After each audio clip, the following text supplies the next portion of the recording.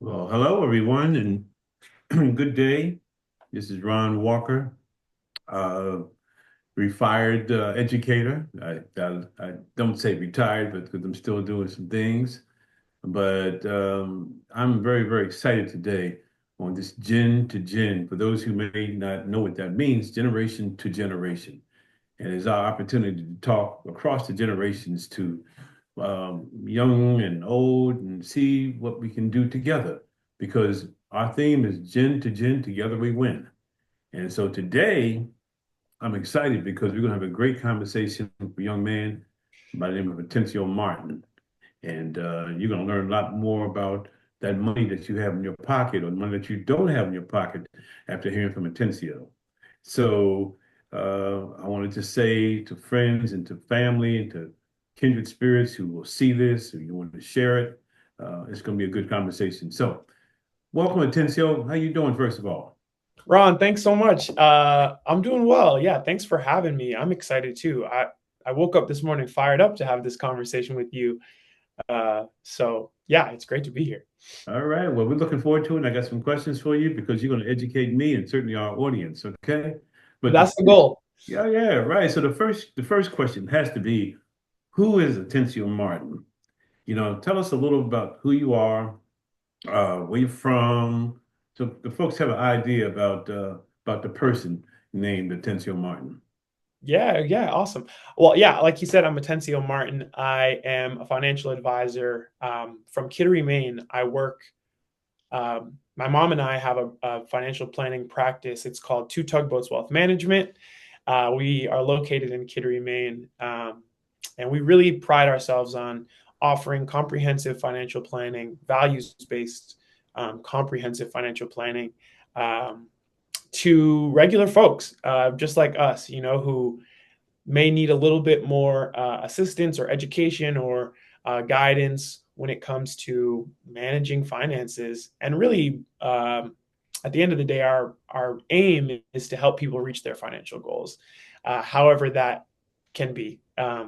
On the side, outside of work, I'm a part of my local Rotary Club. I enjoy giving back to the community. I do some volunteer high school basketball coaching and um, board of trustees of the Kittery Historical Society. So I really enjoy being active in the community and having fun as well. I play a lot of basketball in my free time and watch a lot of sports as well. So I've known Ron for a couple of years. He's known my mom for many more years before that. But yeah, that's who I am. That's where I come from. Oh, I knew you had the basketball game because I used to hear about that, from your mother. But I guess one of the burning questions, and thank you for that overview of who you are at 29. Why did you get into the wealth management business? I mean, and particularly, I think now it's more important than ever for us to know about wealth management. But why did you get into that business? I mean, what was it because your mother was already in it and it attracted you, or were you forced into it, or were you attracted to it? What brought you to that? That's a good question. It's a multi-part answer, I think. I have no background in finance before I started working with my mom. I studied history. I wasn't interested really in pursuing a career in finance. My parents both were in finance advisors my whole life. So I knew growing up, I don't think that's really what I want to do. I don't know if I want to follow in the footsteps. But what's an interesting story that I think applies really well to what we're talking about today is I had this conversation with my mom maybe 3 years ago, maybe a little longer, maybe 5 years ago, where she said to me, so she owned this financial planning practice, and she said, I want to have a successor, someone that I can pass this business off to. And I was like, I'm not the guy for that. I didn't know how to manage my own finances myself at that point. But she really made me aware of the effort and experience that she's put into building this practice.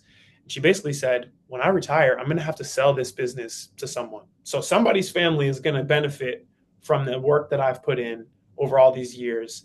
And I would love for that for that family to be our family. And it was mind opening because I realized, a lot of my white counterparts, their parents have businesses that they then pass to their kids, and then they pass to their kids, or they have homes that they pass, and we call this generational wealth. Hmm. And I realized, wow, my mom has built something. She's built this wealth. Nobody gave that to her. She built it herself.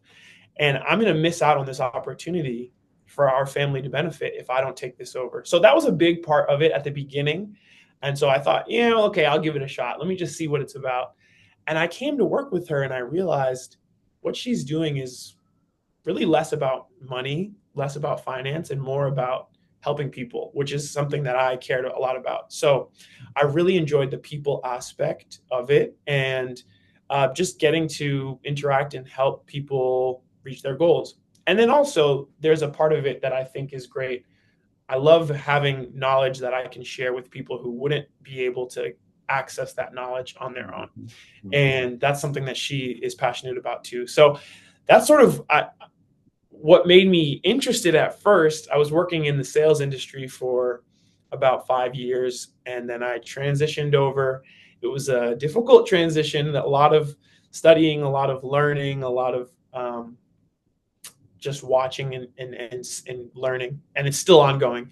But yeah, that's kind of how I came into it. And now that I've been here, it's been really cool to be able to sort of find my own lane and see the things that I'm really interested in, and the ways that I can help through just even the 3 or 4 years of knowledge in this industry that I've gained already. So Well, I have nothing but love and kudos for your parents and your mother and the way she's helped me over the years. So, that anyone who has awareness of the need for financial guidance, we can't get anyone better than Leanne Martin and what she's been doing. I agree. And I guess one of the other questions related to this, because you touched on sort of the family, the generational wealth, which, as you've also alluded to in the statement, for many Black people or people of color, that's a big gap in Yeah, terms of understanding how to manage money, how to grow wealth, and how to keep it going generationally speaking. yeah. So, what's your thoughts on that? Even more so. Yeah, I mean, I think there's no doubt, there's no argument that there is um, a gap in wealth, racially and generationally. I mean, in 2022, they did a study. I wrote an article about it on our website. That's not a shameless plug, but in 2022, the average gap in wealth in the US between white families and Hispanic and Black families was over $1 million. So, on average, across the board in the US, we are lagging when it comes to wealth. And when we look at things like home ownership, business ownership, we're lagging in those areas too. So it's not a surprise that we have less wealth because we own less things. And so there are many factors that go into maybe trying to describe why the gap exists. But I think the important part of it is to understand that the gap does exist, and we have to figure out ways that we can shorten that gap. Now, I am excited and encouraged because I think in the last, I'll say 5 years, there has been, this is the last 5 years is probably the time that I've been researching the most.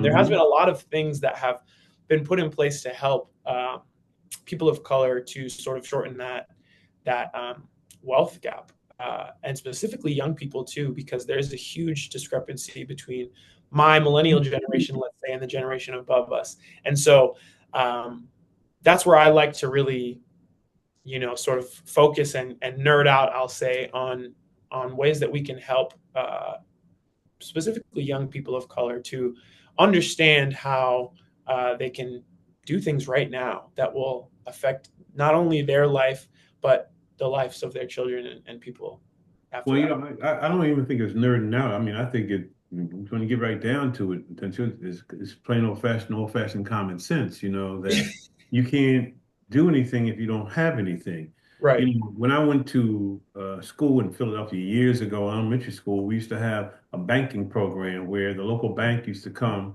And I was in maybe second, third, or fourth grade, and they would show us how to deposit our money and bank our money and so forth.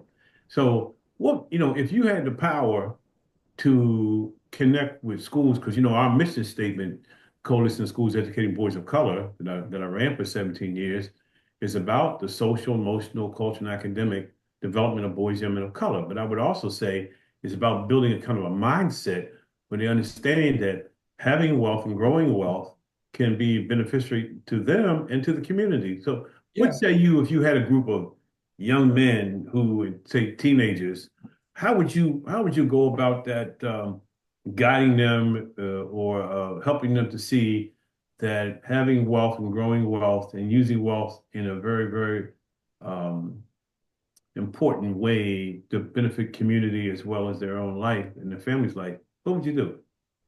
Yeah, great question. I think, well, first, I always think uh, that the best thing that we can do first is to give great examples of people who are, who have figured it out, and people particularly that look like these young men.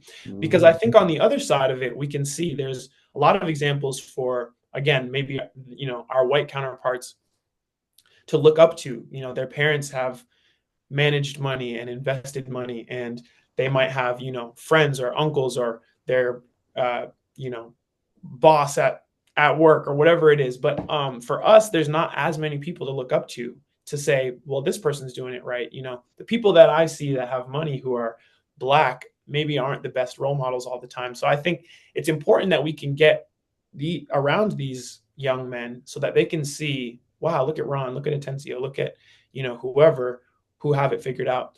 The other thing I think is there's so many simple ways. I mean, I'm like, I benefited because my mom is a financial advisor my whole life, so I had somebody there teaching me. Not everybody has that, and they don't have any education about it at school. So I think I would start with how to manage money, and the basic thing I would say is live on a cash budget. For a kid, it's like, well, I don't have any cash anyway. But I think we've turned into this society that loves to swipe a card, or now you can pay from Mhm. your phone easily. And what happens, Ron, when you do that is there's no um, there's no indication that you feel that money leaving. It's just easy. Swipe it, tap it, send it. But when you use a cash budget, when that money's gone, it's gone. There's no more. And so I would invite or encourage anyone when they're starting out. Oh, what do I do? How do I manage this money? I think create a budget, give yourself, this is how much I'm going to spend, this is how much I'm going to save. For me, it started out when I got my first job at 14. I saved half of everything, then half I Mhm. got to spend. Mhm. At that point, I was maybe making, I don't know, $200 a month. But that was big money when you're 14. But I think saving is great, but living on a cash budget is great because, like I said, you can see exactly what you're spending, and it hurts when it goes out your hand and you realize, okay, I don't even have that much left. So that would be the first thing I would say is open a bank account, put some aside of whatever you have, and the rest of it, if you're going to spend it, take it out in cash, live on a cash budget. You could even separate the money. Okay, this is my spending money for shoes, and this is my, Mhm. I might go to the movies this week money, and this is my food money. And then when it's done, it's done. And that way, you know exactly what you're spending, and it's impossible to overspend in that scenario. Well, that your reply resonates in a big time way. I'll tell you why. Because way back in the day, when and I tell the story quite often, I was 15, maybe 15, 16, and my father asked me one day. He was a construction worker. He said, and it's in the book that I wrote about my father's plan for me called Solomon's Plan. And he said, "Son, do you want to go to college?" I said, "Yes, sir, I sure do." He said, "Well, the only way I can help you," he said, "you're going to have to come and work with me on a construction job." I said, "Oh," in the back of my mind, I said, "Oh boy, I don't want to do that because I was playing basketball in the summer.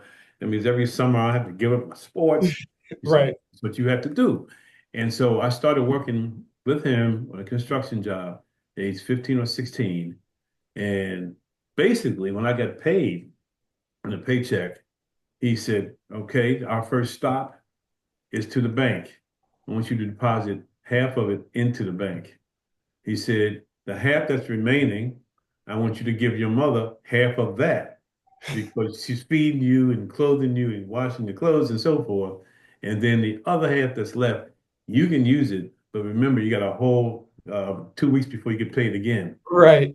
Putting in my mind, managing my cash on this cash budget. Well, long before I heard of the words cash budget, but it was implying that if you spend it all, then it's on you.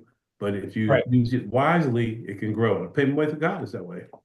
And I think you touched on it. I think building a foundation early is so important because if you can start those habits at a young age, you can totally change your mindset on money by the time you're in your 20s, 30s. Some people that I see that are my same age, I'm 29, about to be 30, we have this mindset about money that's like sort of a scarcity mindset, maybe, where it's like, I need to have it. I need to see the number, in my account. I don't want to go without money. On the other side, maybe we see a lot of the young US living paycheck to paycheck because it feels like, well, I have it, I can spend it now. I can save later. There's always time to make it up later.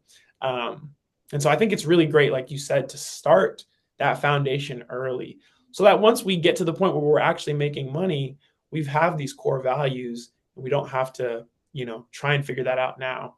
And the other thing I was going to say about what you said is uh, I like that your dad had you give money back to your mom Hmm. for all the things that they're doing for you. That's cool. I'm grateful I didn't have to split my half back when I was 14 making money. But my half wasn't that big, so I don't know if I don't know if my mom wanted it. I But hear you. I hear you. So let me move on to something else because I'm quite interested. And again, I'm going to I'm going to open this question to refer up to the past. Back when my father was a construction worker, he also had something else he did. It was a side gig. We didn't call it side hustle. It was a gig, but it was called hustling. Back in Philly. And so you wrote an article and you talk about side hustles, yeah, the need for multiple income streams. So I want you to tell the listeners what motivated you to write about, because I mean, we all hear of side hustles now. yeah. It's ubiquitous in the language.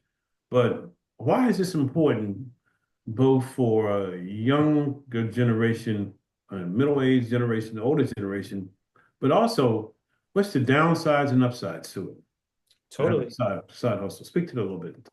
Yeah, that's a great question. It was a really fun article to write because I try with all these articles to write about things that are happening in my life as much as I can, or in the lives of people around me, because it feels like it's applicable. And so I think when we think about side hustles, what I tried to write about was that we tend to think about um, income, jobs, just as the dollar amount at the end of the day. I work this job, I make 70,000. I do a side hustle, maybe I could get an extra 10,000. But I think what we don't think about is the time value of money. Yeah. So like how much time that's going to take to have a side hustle and how that weighs on you emotionally, how that weighs on you physically.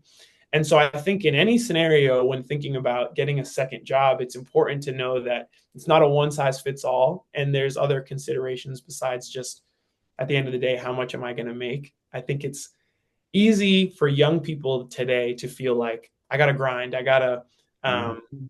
do as much as I can. And I think we forget that that can sort of, play a serious toll on our mental health, our physical health, our spiritual well being. But with that being said, I think there are some things that anyone can do or think about when it comes to side hustles that can really help. And so I think the biggest thing is understanding the difference between passive and active income. I think a great idea for a side hustle is something that you can do that will generate income while you don't have to have your main focus on it. Something a lot of people in my generation think of immediately is real estate. You Mhm. buy a multi-unit and somebody pays you rent and it covers part of your mortgage. And then you use that money to pay off that house and you buy another one and you get another multi-unit and you become a real estate mogul, right? Like that's the goal. But I think it could be something as simple as getting a second job, at a coffee shop. And now you're able to save your entire income for your second job and just live off of your first income. You could take it a step further. Once you get, an adequate cash reserve or savings, as we like to call it, you can start just investing that other secondary income. I mean, Mm-hmm. think about the impact it could have if a 25-year-old, a 30-year-old started investing $20,000 a year every year until retirement. Uh, you would be a millionaire in retirement, Mm-hmm. and just off of the numbers of normally how the market would go over that time. So I think it was fun to write because it's something I'm thinking about all the time of, okay, how can I maximize the time that I have now, the ability that I have now while I'm young to work, but Mm-hmm. also think about the other effects of what it's like to have a second job. You have less free time. For me, I have a lot of volunteer and community service things that I like to do. Okay, that's going to take away from that. How do I value the additional income that I could get versus the impact that I could have on the community, let's say, during that time? And then the last thing I want to say about this is in my article, I also wrote about that for some Americans, a majority of Americans, unfortunately, it's not something that's a luxury to choose. Should I have a second income or a side hustle, or should I not? For some people, it's necessary. There are single moms who are taking care of their children and they have to have a side hustle. They have to have a second income or they can't make ends meet. And so for them, I tried to just pinpoint a couple things to think about. And we like to try and gear everything, all recommendations with an eye towards being tax efficient. And so I tried to just put a couple things in there about sort of how to think about that other type of income. If it's a independent contractor income, let's say, it's taxed a little bit differently. You Mm-hmm. might have to save some money out of each paycheck to make sure that at the end of the year, you're not going to get hit with a big tax bill. Just some things that people wouldn't think about. Um, but I do think it's important to understand if you're going to be pursuing multiple streams of income, like No, I I, mentioned. I thought it was a very important article, for particularly as you said, even though you're young and, or if you at the other stages of life, how are you seeing the side hustle in what way? And as you pointed out, very important. And back in my father's day, it was, I mean, they had no choice, you had Right. to work multiple just to make ends meet. But you also touched on, something I just want to just push with two things a little bit more. Um, One is the spiritual well-being you spoke about that um, monitoring that. What did you mean by that? While I think I may know, I want my listeners and particularly those who are the younger listeners, what's the impact of side hustle and the connection to the spiritual well-being? Yeah. Well, I'm a proud Christian, and I think everyone has their belief system, but in my belief system, I think the Bible's pretty clear on what the love of money leads to or what it is, Mhm. and I think it's difficult sometimes to separate. Speaking from personal experience and the people around me, it's difficult to separate the want to be successful, even for something that's what I would think of as a great reason, wanting to provide for my future family, wanting to set up, our culture for greater generational success. Um, Trying to balance the want for that with sort of being greedy or loving money is difficult. And so I have found that sometimes I have to ground myself and remember, okay, this is going to be beneficial, but it's not all about the money. It's not Mm, all about how much can I make, because I think over time your mindset can change, and what something that originally was meant for something so great can really hinder you and hurt you. And all of a sudden you realize, wow, I've turned into someone that spiritually I don't love, or someone that I think Jesus would not want that mhm, mindset. mhm. So I think it's important to keep that in mind when you're pursuing multiple streams of income, because yeah, it's easy to love the money, I think. It Uh, is, of course, the OJs at RB Group made that song for the love of money, yeah, people will sell their soul, totally, so it's being mindful about money and its impact on you, how you use it and how you can abuse it, or it can abuse you. Yeah. totally. So it leads me, I moved to the second blog article you wrote, and it's called Marriage and Money, the considerations of financial combination. So I was wondering through this one how personal this is to you, Mr. Atencio Martin. So why don't you talk about why you wrote this article on April 1st, Marriage and Money, the considerations of financial combinations. Yeah, very personal to me. I'm getting married this August, Congratulations. and thank you. And actually, my fiance Eliza, quick shout out for her. She helped me write that article, and she even came up with the name of the article. So I chose that because, like I said before, I try to think of things that I'm going through, or at least things that people my age or my stage would want to read about. And it really just stemmed from we're doing premarital counseling, and it stemmed from our conversations following one of our sessions talking about finances and how we divide our finances when we're married and how we'll set that up, which is a great conversation for me to have because, of course, I talk to people about this every day. But it's a lot different when you're counseling someone else and then when you're, sort of reflecting on your own relationship and figuring out what to do. So I wrote that article with she and I in mind, trying to figure out, okay, let's research and let's figure out the considerations. And then after that, let's take that and put it through I'll call it a reality lens of what do we really want to do, and then come up with some practical things that I can offer to people to say, here's what I'm you I think you should.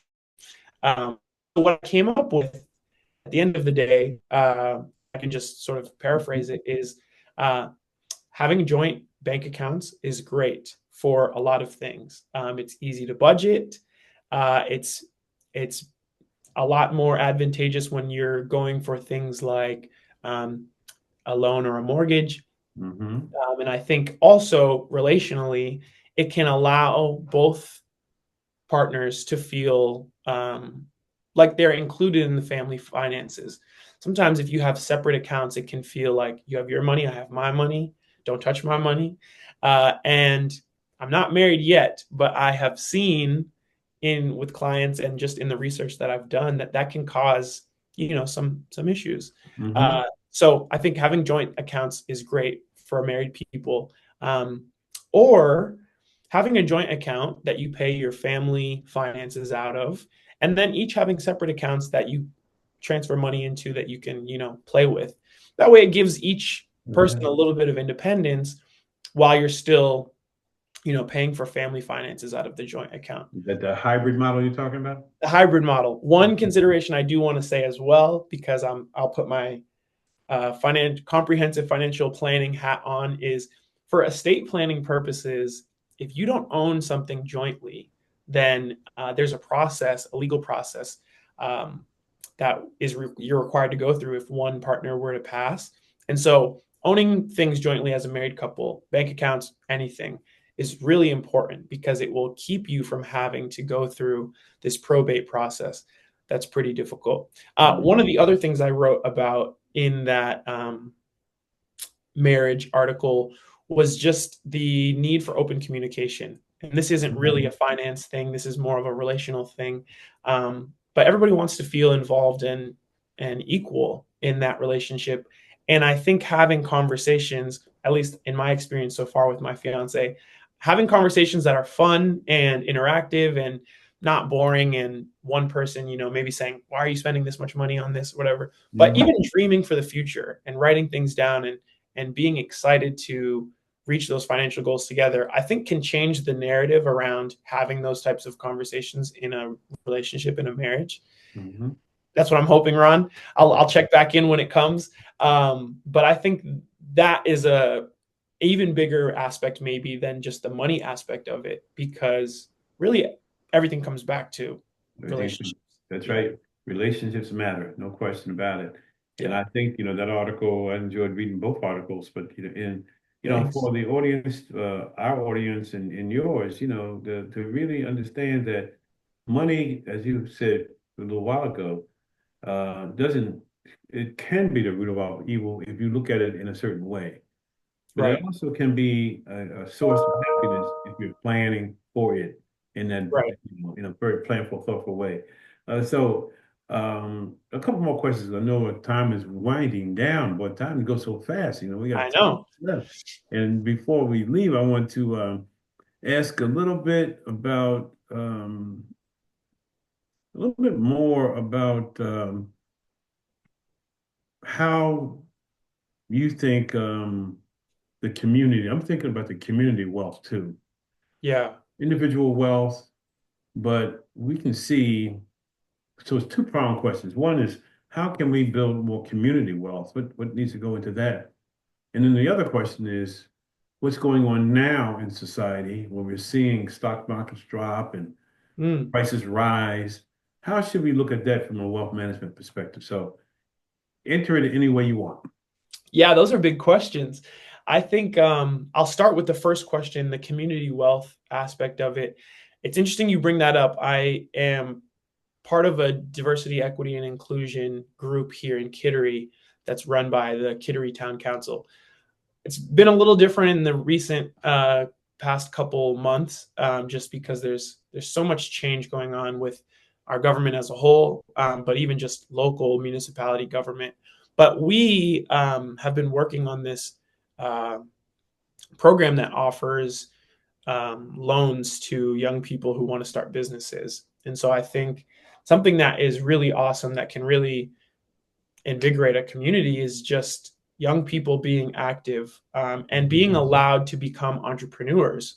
I think this whole education thing that we've been talking about, educating the youth and allowing people to have more financial literacy at a young age, I think one of the things that it really does is builds confidence.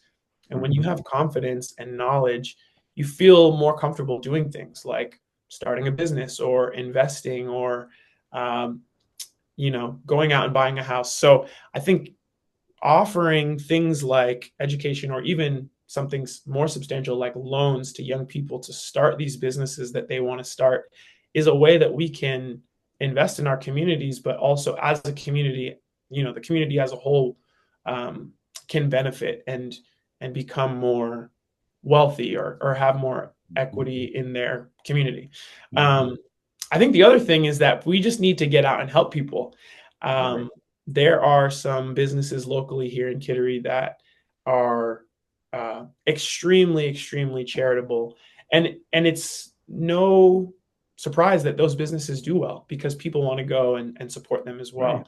Right. But when you have a community where everyone, business owners and the people in the schools and young people all want to uh, invest in their community or really just care about the well-being, I think it changes things drastically, and you see that everyone has an opportunity um, to grow and find what to get what they need because the collective is looking outward and not as inward. Mhm. So I feel blessed to be in a community that I'm in right now in Kittery, Maine, where we're starting to build that type of culture, and we're seeing new businesses opened, and we're seeing studies being done here about how we can um, get more young people to move here, or we can get more people of color to move here, or we can um, create more affordable housing, things like that. And so I think when people really care and put in that effort, it really works. The second question that you brought up about sort of just the environment, the financial environment of the country right now is a more difficult one to answer. I think it's a time where fear is really dominating the space, and it feels like we see headlines and they're scary, and we hear things and it's scary. And so, I guess what I have to say is, um, it's true. I mean, it is scary. For some people, let's say you're about to retire, if you see that the stock market is going down, this is what you're about to live on. So Mhm. it's very fearful. This is your life. if you're maybe someone my age, it feels like, well, I have a lot of time for my Mhm. investments to recover before I need them. So I think it's important that we understand that not everyone is us, not everyone is in the same Mhm. situation. And I think it's also important to understand that there are ebbs and flows of the stock market, of the American markets, always. We Mhm. typically say, in 10 years, the market might be up seven and down three. That's not to say that there aren't serious fears and considerations that need to be thought about when you're investing. And I recommend to everyone that you consult with a professional if you're going to be doing things like that. Um, Well, Atencio, but I also, what? on that note, because I'm mindful of time, I want to give you a chance to let folks know how to contact you. I see we have about 2 minutes left. Okay. I Yeah, think I what was just I'm going to say saying. that it's sometimes it's normal and the market goes up and down, and to not let that affect Mhm. whatever your strategy is that you're employing with your people. Um, but in terms of me and Two Tugboats Wealth Management, you can find us at our website. It's twotugboats.net, spelled out TWO. So twotugboats.net. We have a really great website. Like Ron mentioned, I appreciate the plug. I've been writing articles every other week or so, just about whatever I can think of that I think people would be interested in financially. So we would love for you guys to check out the website. And if you're interested in financial planning, wherever you are, any state, we would be happy to talk to you. You can contact us through the website, or you can email me at atencio@twotugboats.net. So we'd really be happy to work with anyone, Ron, of course. But I really think that if I could leave this with anything, it's that I think uh, the financial education piece of it is the most important. Whatever you're doing, if you can try to learn a little bit more each day when it comes to your finances, you're going to get more confident, and you're going to put yourself in a better spot. So Well, listen, we have been blessed to have you and your expertise. And what you said, basically faith over fear. I mean, things can absolutely. be fearful now, but we need to maintain faith and maintain the practices of saving and managing money. And we want our audience to really reach out to Two Tugboats and the work that you and your fantastic mother, Leanne Martin, do together. And we want to share this to the younger generation that follows us as well, and you do the same. So we are just happy, glad that you spent the time with us, Atencio Martin. Thank you. Thank you so much. I'm honored to be here with you, Ron. It's awesome. Thank you. Have a great day. All right. Thanks.